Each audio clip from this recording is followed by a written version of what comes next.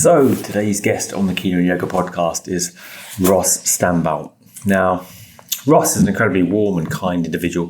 I have a pleasure to connect with over this strange period we call the pandemic. His online connection is just as he is, incredibly warm, gentle, kind, and he's unique. He's an art teacher by day, and especially unique because he's holding down quite a high level of practice and a high level of social media as well. I'm sure you'll agree.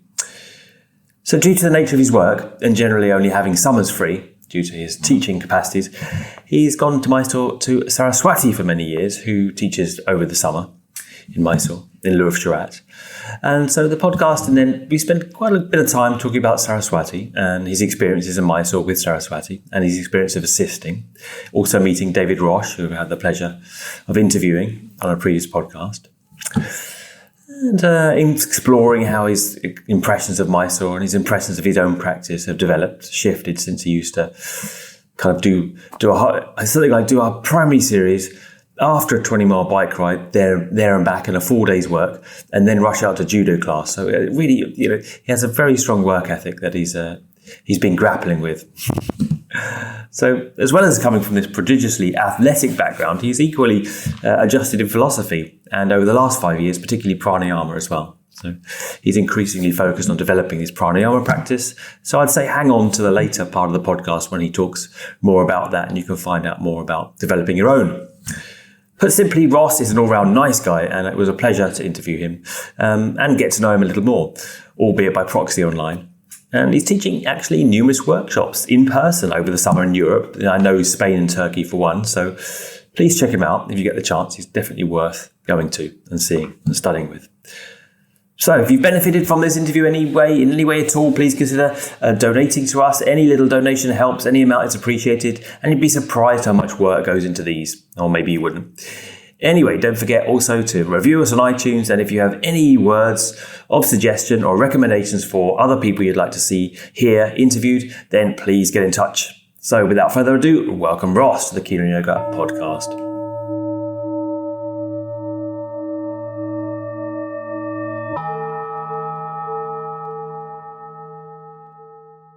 So welcome, Ross, to the Keen Yoga podcast. Thanks for coming on. Thanks for having me. Do you just want to say a very basic introduction to your story of how you got into yoga? Because it's kind of quite interesting. Yeah. My name's Ross Stambaugh. I'm an authorized Ashtanga yoga teacher, and I've been practicing Ashtanga for 20 plus years. And I was, to answer your question, I was walking down the street in Cincinnati, Ohio after college. Didn't know what the hell I wanted to do. And I walked past a head shop. They sell bongs and smoke and paraphernalia. And they had Richard Freeman on a little TV pressing up into this handstand. And the start of his primary series, you would agree with that kind of promotion. Who knows? But before that point, you were already in a very, very movement-based lifestyle, right? Like you were a professional swimmer and judo expert. Yeah, right. I got my ass kicked a lot. You got a scholarship for swimming. So I was. I got a scholarship for swimming. That's a good story behind that, but I'll save that for another day. Again, I fell into it, but anyway, Rich Freeman's doing this beautiful handstand, and I was looking for something to, recover from all these injuries from these past sports activities, and I grabbed it and I took it home and I plugged it in, and it's almost a 2-hour video. It's an extremely long video. And Richard, you know how Richard goes really slow. So I started it. I got through maybe half primary. And I used that for years. And until it broke, until the VHS, I played it so many times. That's funny. Yeah. It broke. And after that, I started searching for people that taught or practiced at the time. This was 20 years ago. You never had a established. You never bothered finding a teacher till the DVD broke. You were quite happy with the VHS, right? Yes, quite happy with the VHS, right? Yeah. How far did you get on with it quite well? Did you make progress? Did you manage to do the press? Did you manage to follow the press up from Paschimottanasana? No. It took me another 10 years to figure that out. But I thought I made progress, or I thought, but I started being able to touch my shins.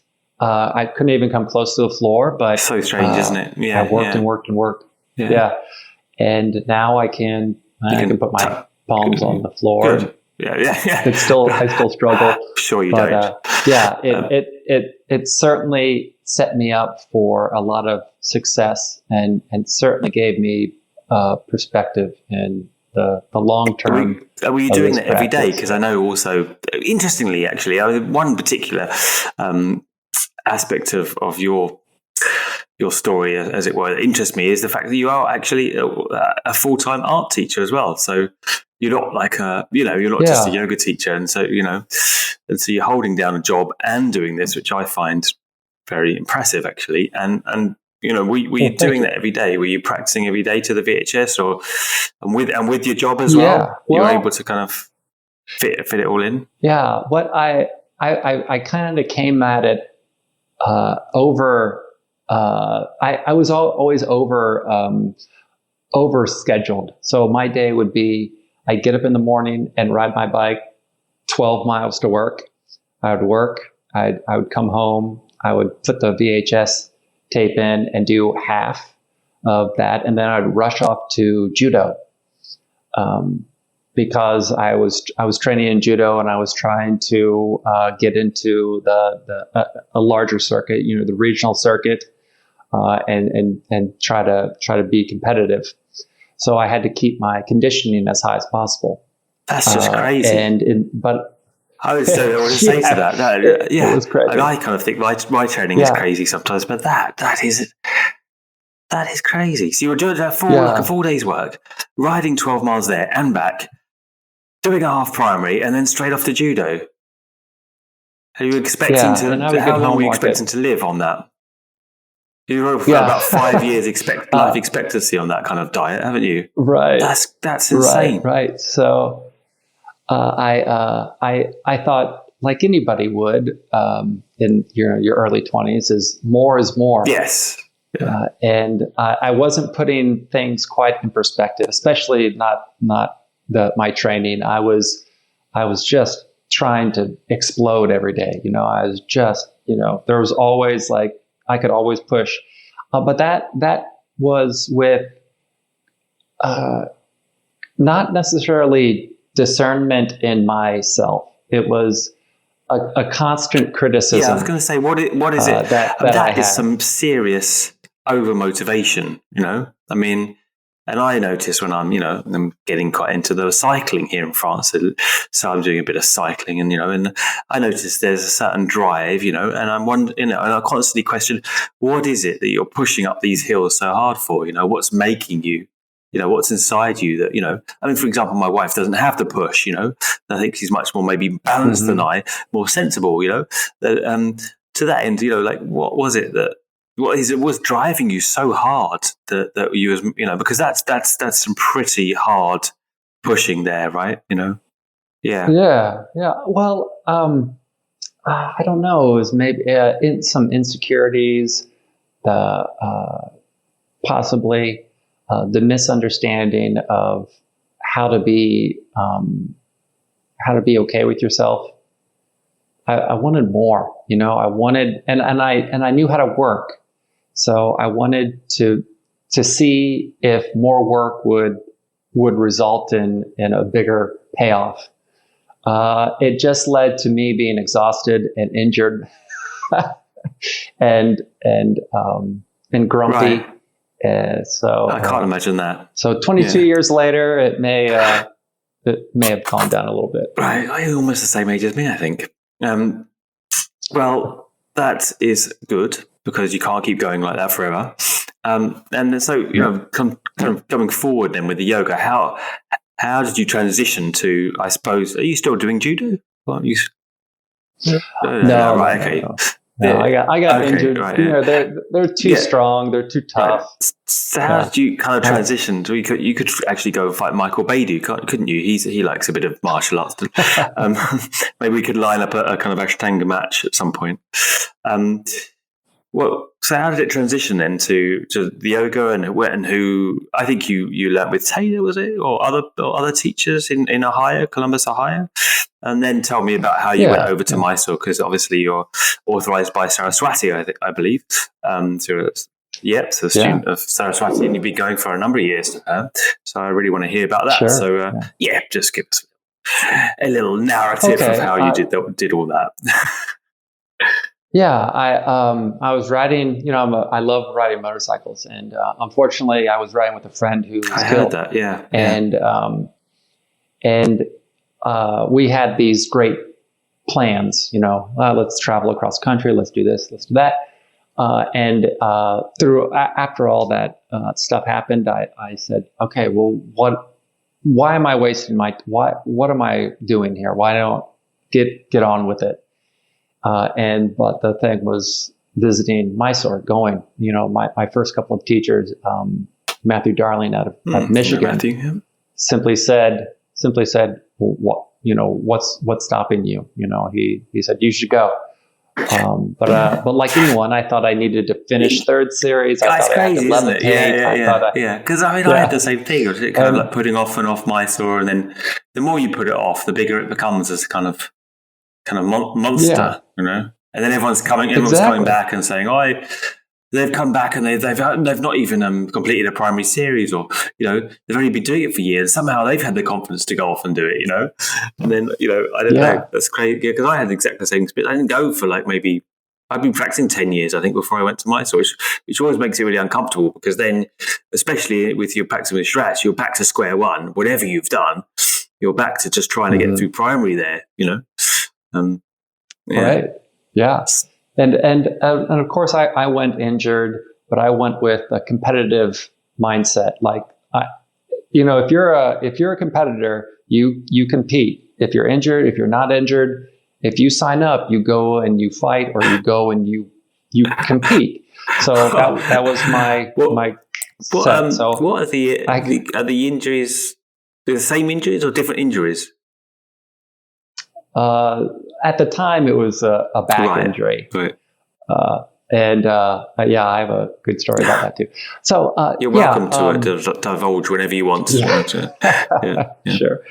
So we're okay. So going to Mysore, and I go in the summer because I'm a school teacher and I have the summers off. So Shrat wasn't teaching, but Saraswati was, and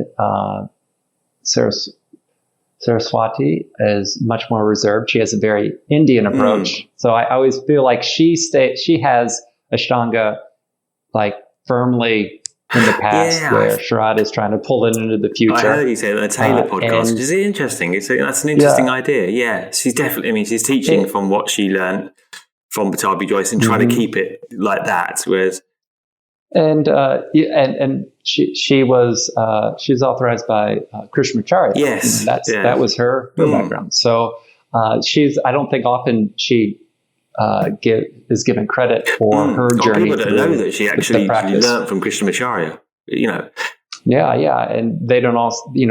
She's quiet, so she won't take the accolades that have been given to her. She's been awarded awards from India. Yeah, absolutely. And other and teachers. As an aside, she was at the time, I believe, that Krishnamacharya was just teaching a ladies group. Is that right? Or girls group? Girls.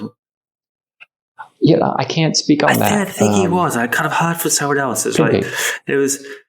Yes, a room in a temple. I think they had a room in a temple. He would go, and it would just be, kind of girls and women, and But I didn't realise that it was actually that she had learned directly from Krishnamacharya. So actually, the same as Saraswati Jois, but probably obviously a number of years later. Mm-hmm.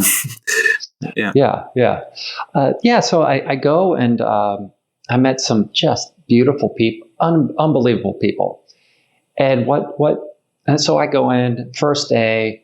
And, I'm killing it. I'm getting my sun salutations. I'm doing my thing. And I look around and, it's a room of maybe 70 people. 70. At the time, 70, yeah. 70. I didn't know she was So actually, it was that big. Oh no, she's in the main show, isn't she, in the summertime? She's in the, yeah. They have two or three shalas there.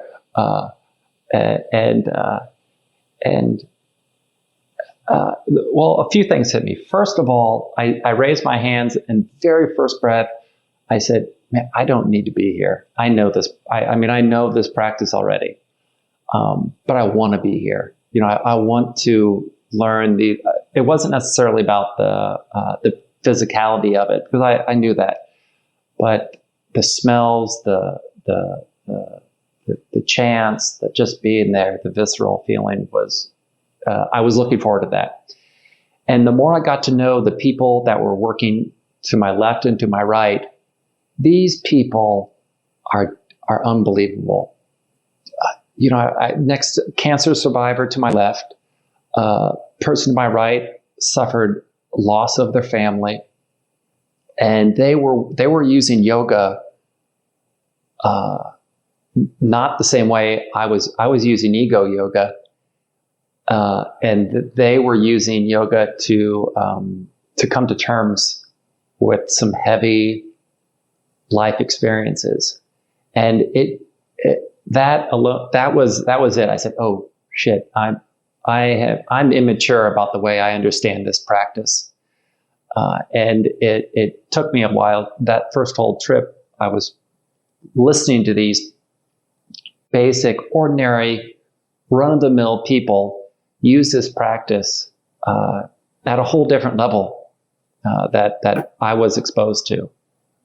So it was great. And what did you take away from? You said you kind of knew the practice, but there was something else that because I had that experience as well in Mysore. You kind of feel like when you're there, suddenly it all made sense in a different way. And you're doing the same thing, but the way that it's counted and the pauses, and I always thought the kind of staccato nature of the count, whereas previously I'd kind of learnt it as more almost like a kind of choreography, like a kind of the way that it was counted in a rather abrupt manner made me realize that it was posture separated by a vinyasa. It was very much like, okay, this is a yoga posture and here's a vinyasa, right? It was before it all seemed to kind of run together in a way, it was just a big change of mindset when I got there. And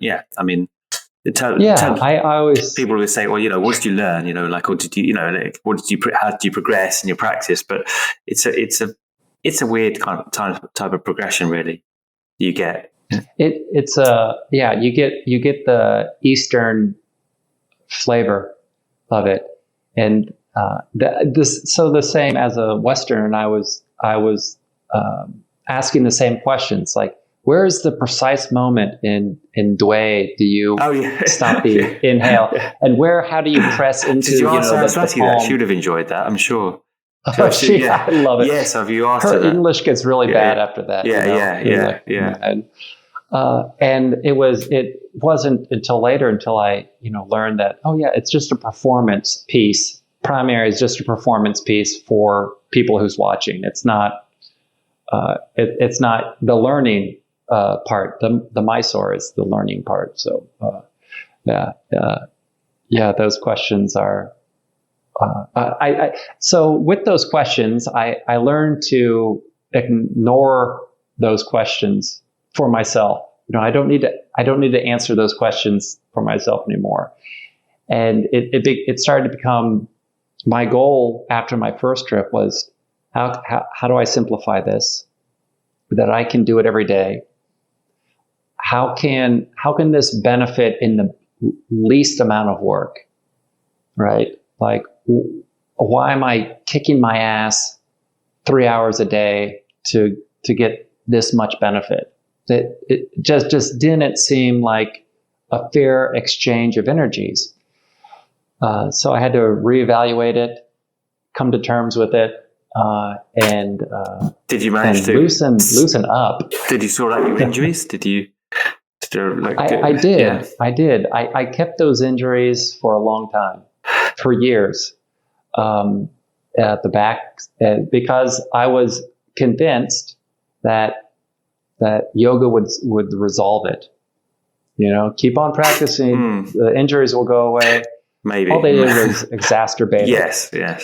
So my fourth trip, maybe fifth trip, I was walking up the hill to go back to my place, and my back was in so much pain. I dropped my bags and I literally started crawling up the hill. I crawled up the steps and said, "Oh, I'm done."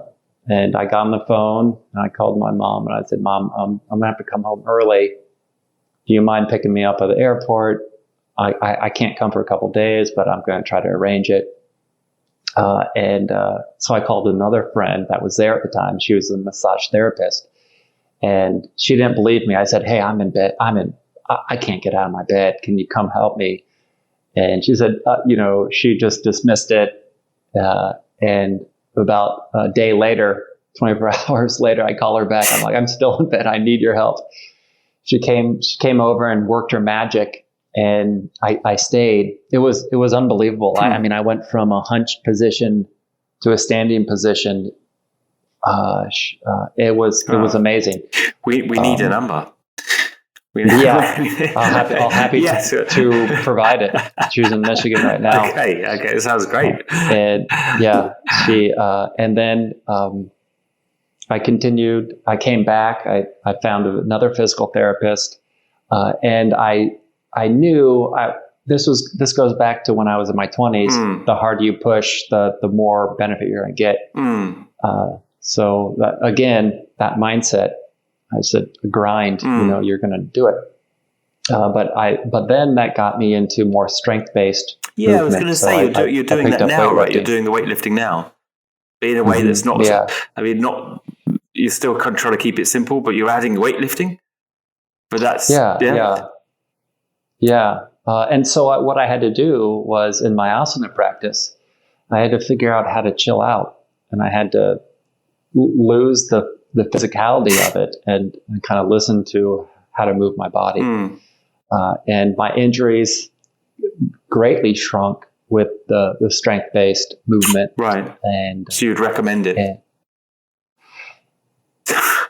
It works for me. No one's ever going to say that, are they? So, well, yeah, right. It works for me for a few reasons. It works for me because I have time to dedicate to it.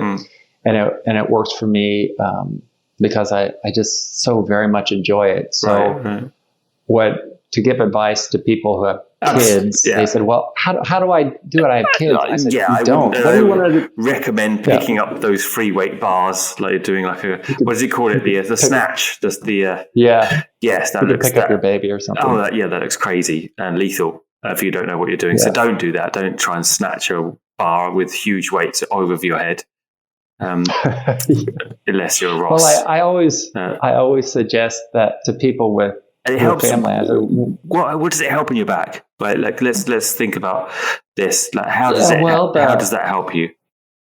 It makes me specifically it stabilizes my core. Right. A lot of the times I misinterpreted a strong core with like a movement core, so it stabilizes it. Specifically, the applying weight, So if you have the right tension and the right movement, then the movement becomes beneficial. If the wrong tension is in the wrong area at the wrong time, it becomes detrimental. Do you have a trainer for that as well? There is someone who runs the class. You've got a VHS. I don't know if they don't even make VHS anymore. Do they? I don't know. I don't think so. But you could probably get a machine somewhere. Maybe. Right. So, and then, and you're doing that every day or a few days a week. Just it's always interesting to see what people are doing supplementary to practice. We're always told not to do anything. I don't know whether you probably didn't get that from Saraswati so much, but certainly back in the day with Shirat, it was like you don't even walk to post a letter because that'll tighten you up, And certainly if you're riding a bicycle, that's just finished your yoga, I knew people who would where the hill is at the main shala. They would get on their scooter and they would literally drive 3 houses down to park because they didn't want to walk. It's crazy. Yeah. Yeah. And, to be patently honest, I'm on the bike every day now after those fears were injected into me years ago. I do about 20 miles a day, I reckon. And it's only helped my yoga practice. So don't be afraid of moving, people. Only helps you. Just don't run, because running stiffens the body and it's terrible for the joints and useless for yoga practice. Being stressed out at a job, I think stiffens the body more than anything. Yes. Yeah. Don't be stressed. Don't be stressed. But Sarah, I was going to say, did Saraswati teach you what did she teach you in terms of an attitude? Because I mean, many people that are listening to this won't know Saraswati and her attitude and perspective that she encourages, which is different, to the Shirati's Shala, Yeah, she's a woman of few words, and she has this great ability to be gentle and kind, but also kind of be fierce. Yes, and the name alone kind of brings with it this clout and this energy. But she also loves to chant, and she will chant along with you. Like, some people would come in later and they would do the opening chant out loud, and everyone could hear, we're all in the middle of our practice, but she would chant along with them, and she would play some on her phone. Like when she got kind of bored with us doing Sun Sal, she'd go in her office and just play it and chant. And she brought chanting, you should chant this stuff. So we'd chant it. And to me, she always seemed a little standoffish. But then I presented myself to her and I said, yes, thank you, Saraswati. I really appreciate my stay. And then as soon as I did that, she had this great smile and she engaged and she wanted to know things. So I think she was just being reserved. Partly, I think it's just different age brackets in terms of cultural age, different age brackets for how India's evolved with Sharat presenting a different face of a more modern India. I think maybe because I had the same with Saraswati. We years ago when Pattabhi Jois was still alive, Sharat, due to connections one way or another, Sharat invited me and my wife Teresa upstairs to meet Pattabhi Jois, ostensibly. He was very old and pretty much, I think he was asleep or wandering around. He wasn't really with it, he wasn't really very lucid at that point. And anyways, we went up for coffee. This was an esteemed gesture at the time, right? You go up, So we were very nervous and we went up for coffee and, sitting there, all pretty, like make sure we wore a nice shirt or whatever, And sitting there, Pattabhi Jois just kind of like wanders in and wanders out again. So that's that. And then Sharat's there, but then Sharat decided he's not really interested either. So he's going to speak to the builders. The builders were doing something on the house. So he's sitting, he's actually always been very democratic. So he's sitting down in a corner somewhere with the builders, chatting with the builders, And so the only person left there, I don't know why Saraswati's even lingering with us as we're sat with the coffees. I think she maybe made the coffees, actually. Did she make the coffees or did Sharat's wife make the coffees? But anyway, so she sat there and ended up having this hour-long conversation with Saraswati, which is the only time I've really spoken to her in depth, and it was on food. Because I was a cook in London and she loves to cook, and she always told me, like whenever we go abroad, she said, we don't really eat out. I always cook for Pattabhi Jois, cook for Guruji, no, we don't, it's Brahmin food. And, and she was telling me all these recipes and all these, and it was a wonderful exchange, actually. But subsequent to that, whenever I've had her in the Shala, she's always just been quite brutal and in the back bending and tough and, well, not brutal, but tough and austere and reticent. No. Yeah. But there's definitely, I've definitely had a different experience of her that time when we were upstairs for the kind of strange experience that was coffee and meeting Pattabhi Jois.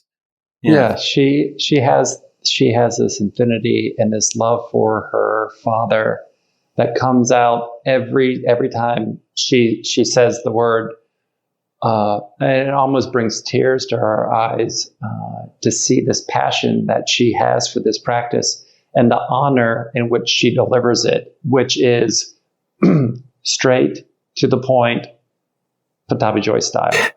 It was very, very much like that. Yeah. So some of the older students that I've had the pleasure to work with, David Roach, you've had on your podcast, a dear friend, mentor of mine, would often describe how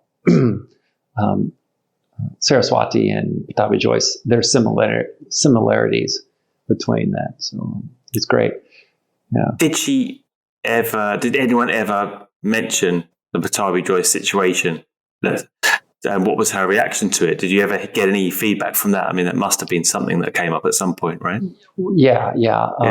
I was there in the summer where the Me Too movement was really popular, and some students there were very frustrated with it, and they did present it to her in a group.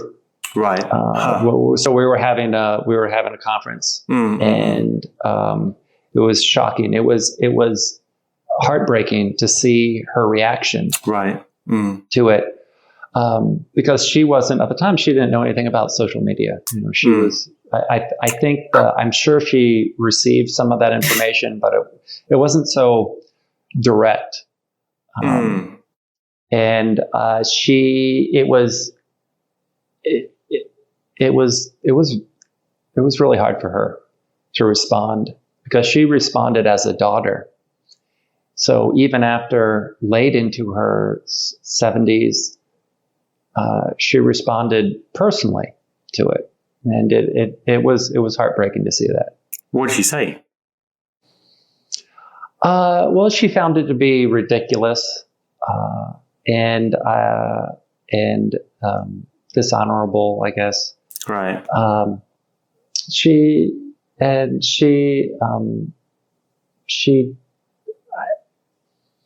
didn't want to discredit what they were saying or the feeling of it, but she responded as what a daughter would when a parent would be. Defensively. Yeah. So I never knew her stance on it. Obviously, we've seen Shrat try a couple of things. She's made mention of it a few times in their famous visit to New York and other places. I know that she's made mention of it for the benefit of women, for the situation. But at that time it was personal. So she shared her what her personal thoughts were of it. Yeah. Where are you teaching from now? Do you see yourself as any different? From the heart, I hope. Are you any different as a teacher, do you think, from people that have been taught by Shratji? Or would you see there any discrepancy between the way you teach and when you're going to shalas and teaching people that have been, that are Shrat students? No, I like to think I teach the same. There's only so many ways you can count primary. There's only so many ways you can adjust in Kapotasana, but I like to think that we assisting Saraswati, by the way. Group. You imagined you would be, So a lot of times you get there, and you start building clout a little bit by assisting in the shala. And so, but typically Saraswati style, she just looks at me. She says, "Tomorrow you come early." That means you come early to help assist later. So I said, all right, I'll do that. And this is the second or third trip. And my health starts to decline rapidly because of the diet and the change and everything. The funny thing is, to go to India and you find out you're never so unhealthy, really, because you don't walk anywhere. You're on a scooter. You're eating not necessarily the best. You're in this heat all the time and sweating like depletively. It's like, and then you come back home and people say, "Where have you been? You look terrible." Well, I've been trying to do something. I feel good. A bit strung out, but My first day to assist with her. Prior to that, I taught in a little shalas. I didn't have a lot of experience, but I had enough to kind of know what I was doing, and I had a good feel for the body. I had years and years of judo, so I knew how to move people's bodies. So I go and I change, my clothes are drenched. So you have to put a totally new outfit on. I go out and I step out of the men's room and she shouts at me, "You," I don't think she even knew my name. "You, help her." And this girl was going into Padmasana, trying to work her arms through. And I totally fuck it up. I try to pull the arm through and she falls down and we're right by the altars. So, she almost does that. And she's like, no. And she comes over and helps and kind of gives me this stern, look. And this goes on maybe the first time, the whole week. So every time I fuck up, make a mistake, she's shouting at me across the room. And you don't even know, really, half the time you don't even know what you've done wrong. I had that so many times as well. Your big shower of that, you can't really understand why. You think you maybe start to get to, is it that? And you do that? It's not that. You go out, you come in, you're like, yeah. So you just stick to the base. I'm like, okay, I'll stick to the basics. And, eventually it eases up. And the best part was afterwards, she waves you into your office or her office, and she gives you a little cup of coffee. Oh, really? We didn't get that. I should have gone there. And get a coffee. Wow. You get a little coffee, but this is after 2 hours of practice and 2 hours of adjustments. And 2 hours. You do 2 hours. I don't think we did 2 hours. I would stay until she dismissed. Because you're like, I'm never going to have an opportunity like this again. So you would stay, I would stay as long as she would let me. Yeah. And then, mop the floors. I'd do anything she said. She could tell me, take this hammer and then hit yourself in the head with it. I'd go, okay. All right. You really felt of her like a deep teacher, let's say. I think she has an understanding. Her timeline is much slower and broader than mine. Her timeline is like, I'll show you one thing.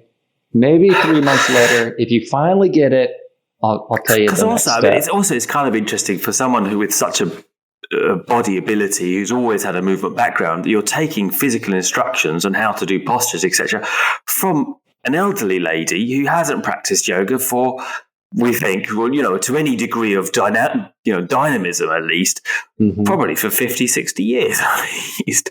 Probably, but there's something in the instructions physically that you would go with. I mean, right? What is it? Well, I give her, if you look at Olympic gymnast coaches, they're all fat men, and they're working with someone who's 90 pounds. So what drew me first to Saraswati's eye, she has an incredible eye for body movement. And she, I remember the first row, this lady, this Russian lady or something, her, easily doing fourth series. I mean, her movements were perfect. And Saraswati just kind of moved around her and worked with the people that needed help. And I thought it was great how she, manipulated egos. She's working the room her way. And she's been in front of the best practitioners of yoga for 40 years. So nothing like the physicality of it doesn't impress her. But I see her and I watch her, and she looks at the people that are there every day, that are struggling every day. And she gives those people the attention. Because I think therein lies the integrity. Therein lies the work. So I took that. I noticed that, and I said, okay, I will make an effort to praise the students that are busting their ass. Well, it's true. You're right. I mean, there's still, I think, definitely outside India. We shan't say the West anymore, but just generally in the modern yoga studio, you still have the preference of those students that are perceivably able, and I hear this time and again, those people that feel that they're neglected because they haven't got a good enough practice that the teacher's interested in them, which is evidently ridiculous, but I think it still too often happens to be the case, to mention something on that, I think you've mentioned this too. There has to be a buy-in. And teachers have a sliding scale, but some teachers will take an absolute beginner and welcome them in and give them all the energy they possibly can. And then they're gone in 2 weeks. So like sometimes my scale kind of changes depending on, what I kind of feel. But yeah, sometimes there's a buy-in that has to be it's pursued. tricky, isn't it? I think, Yeah. I don't know. I know, it's impossible, but if you kind of think, well, they've got to do their time in order for me to fully commit to them, you might then, kind of lose the possibility of a relationship with that student. So I give 100% every time. I just give 100 as if they're going to stay, and then they maybe don't, and that's sad. But you just got to keep giving that energy out, haven't you? What about David Roche? Say something about David, because he's a wonderful character, and obviously we've had him on the podcast, and he's terminally he's ill.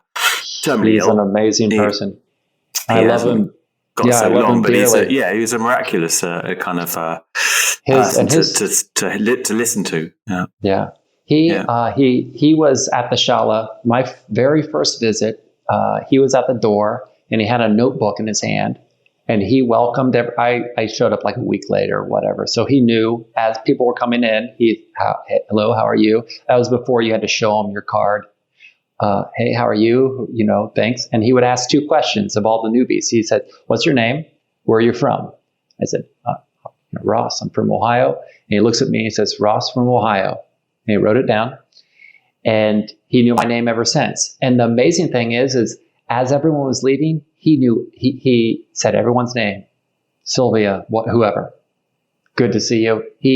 So as everyone exited, he said goodbye to them.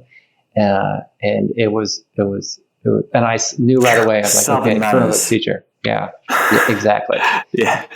And can imagine that. He was assisting, and he had 40 years of teaching and practice. So Saraswati would correct him, and he just had this humility that simply said, okay, yes. And so he would be corrected, and he'd keep on moving on. And I noticed that right away. I'm like, how humble it is to forfeit his place in line and be taught even then. And ever since then, I was drawn to him. He's one of the few people I knew at his age that would do primary, and his practice 10 years ago was gorgeous. And he's a dancer, he had these dancer legs, and then I hounded him after that to teach me pranayama. And this is a great segue into pranayama. I kept on asking around pranayama. There is a sequence of pranayama that used to be taught. I want to learn this pranayama. But everyone would say, no, it's too dangerous. You have to finish 2nd series, or you have to be proficient in 3rd series, or I could teach you, but you'd go crazy. And that just drove me to I want to learn pranayama. I was kind of getting over the asanas a little bit. Not to say I was bored of them, but I said, okay, there's got to be more to it. This was also going into after studying some of the sutras and working with some of the scholars in Mysore, I just made it a purpose to find someone who's going to teach me pranayama. And David says, well, I know pranayama. And I said, the sequence, the 6 sequences that have been this behind it. He said, yeah, I can do it. So I said, all right, will you teach me? And he said, yeah, come over to my apartment and I'll teach you. And I said, great. So I had 1 or 2 friends come with me, and we sat in a little circle, and he started discussing it. And, he was taught under Saraswati Jois and Tim Miller and a few others. And he has a great influence of other yoga techniques behind it too. Mm-hmm. Yeah, he's not just an Ashtangi. Yeah. He's a polymath of yoga stuff. So just a great guy. So he starts the count, and he's like, I have a metronome. We're going to do it this way. Oh, yeah, he liked the metronome, yeah. And we started it, and I hated it. I hated every second. I said, this is the single biggest mistake I've ever made. Why? It was just awful. Why? The constriction of the breath, the Constriction, retention. Right, okay. Just holding the breath, holding the posture. Right. But how long ago was that? Because now, you're fully into it, aren't you? Yeah. 5 years ago. Right, okay. 6 years ago. Right. 7. I don't know. But that was my first attempt. So I did it with him for a few weeks before I had to come home. And, I thank you very much, David. I had a great time. As soon as I got home, I said to myself, I'm never going to do this again. I'm happy with postures. I'll be happy. And then not until the last visit where I approached him again. And I said, hey, I've had a terrible time with this. Will you teach me again? And he's sure. So he gets the metronome out. He gets the breath count. And I had to swallow my ego a little bit and said, hey, I can't do it at this level. Can we make it even easier, simpler? And he obliged because that's just who he is. And how he kind of stopped and looked at, I remember he stopped and looked at me because I think he thought I could do it, like physically. He paused. And he was doing it, was he? He was doing it too. He could do it, right, okay. He could do it, and I think even at like 70.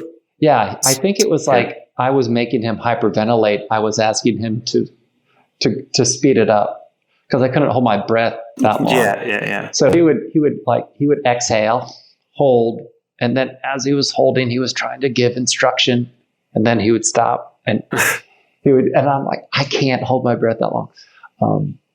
But as humble as he is, he stopped. He processed. He's like, okay, how am I going to get this idiot to like work at it? So he slowed it down. He reconstructed like a good teacher does. And he said, okay, come back tomorrow. We'll do it again. And ever since he did that, I said, why am I physically fighting this? Why am I using the same physicality that I approached incorrectly, of course, with my asana? And why am I doing it to this pranayama practice? Where is this path going? It's going to pratyahara. Okay. What? I don't even know what pratyahara is. It's a sense withdrawal. That's the only working definition I've ever been given and I've ever given thought to. So as my understanding of pratyahara kind of opened up and matured, then I saw the reason why pranayama was so important. And I saw the connection going from the gross to the minute. So you just feel, is that your understanding of it is just simply a deeper technique of sense withdrawal, or has it changed your asana practice, or has it changed your nervous system, for example? Yeah. Certainly, it's done all of the above. Right. It certainly has done all of the above. And I'll say something more about that. Yeah, sure. So I kind of lost connection with yoga at the term yoga. I was just doing asana. I was an asana student. And I thought through asana, it would somehow just magically fall into my lap and I'd wake up and like everybody. You're not the only one. Yes. So I took to heart, practice, all is coming in. Okay, I'll just practice and not show bhavana, not encourage bhavana, not encourage the willpower, the thought process behind all of this. So, and I was exhausting myself. I was tired, and I didn't want to be exhausted anymore. So I started doing pranayama at work in my closet when the students were gone. I closed the door and started doing pranayama. It gave you energy. Yeah. I noticed that right. all of a sudden, because I work with middle school children, they're 12, that their energy is all over the place. So I constantly had to not be focused. So I started to doing pranayama. That's where I could fit it in. And I would open the closet and I could exhale. And truly the light shifted, and my body shifted, and my hectic first morning of the day kind of like just and I could get through the second half of the day without being frazzled or frustrated. And then I'm like, wait, why don't I apply this to my asana practice too? So when I would get home and start my asana practice, I would think about the pranayama. I would think about breathing and how I could use pranayama, or from sitting to pranayama and moving. The tension, the body tension is certainly different, but the attitude about calming the mind should remain the same. So I took that part and I made the pranayama part first of the asana. And little did I know, or unbeknownst to me, the asana became softer and easier, and the end range was not necessarily what I was striving for. It was the pranayama that happened. And then the understanding of pratyahara started to blossom a little bit. Right. So I was going to ask you, just as a kind of finale, what are your end goals now in practice? What are your aims in practice? Kind of physically and non-physically. Well, physically, I'm trying to maintain what I have.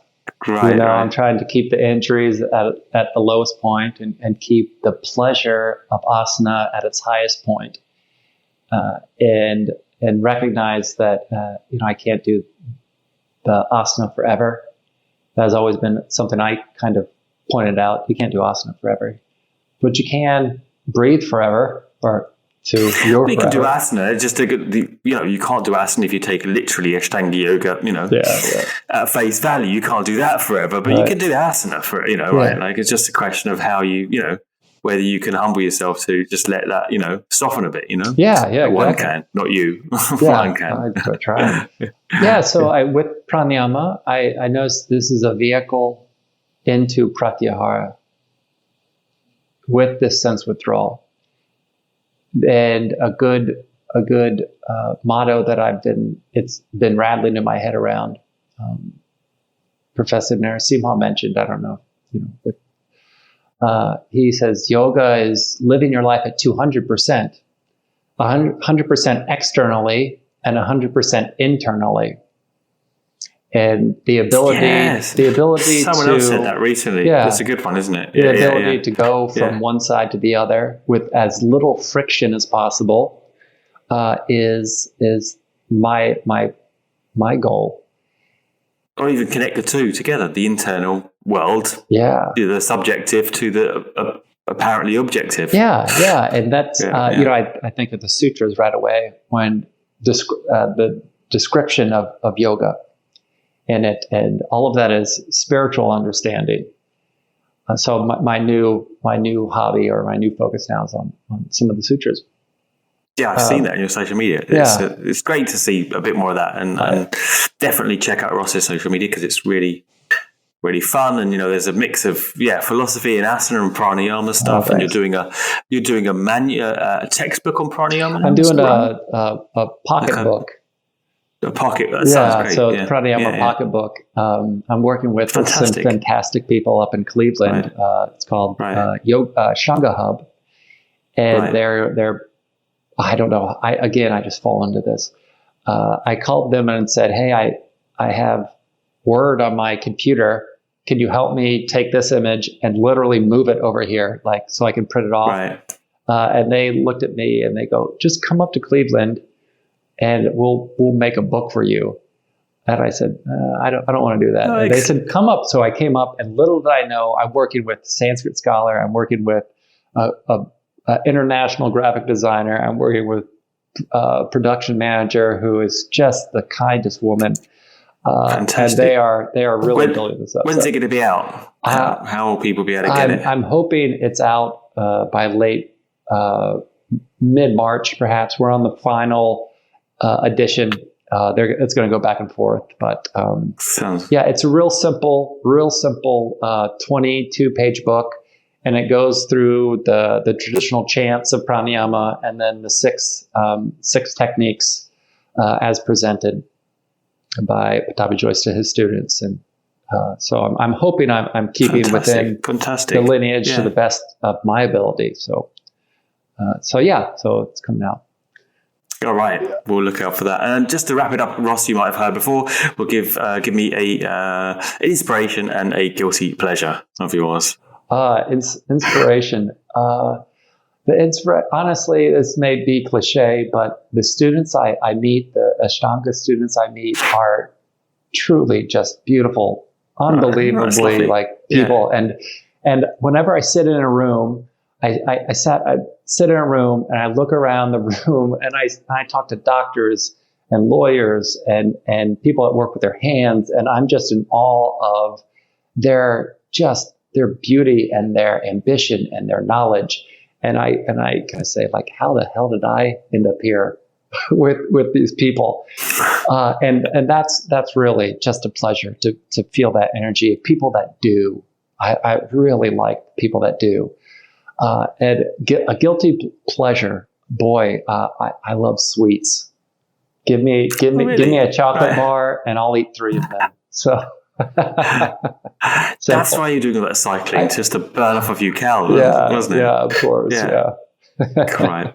Well, it's been a real joy to speak to you finally after kind of befriending you on social media as these things go these days. And well, thanks for your time, and my coming pleasure. on. It's been really nice. Thank you. Yeah, Adam, my pleasure. So,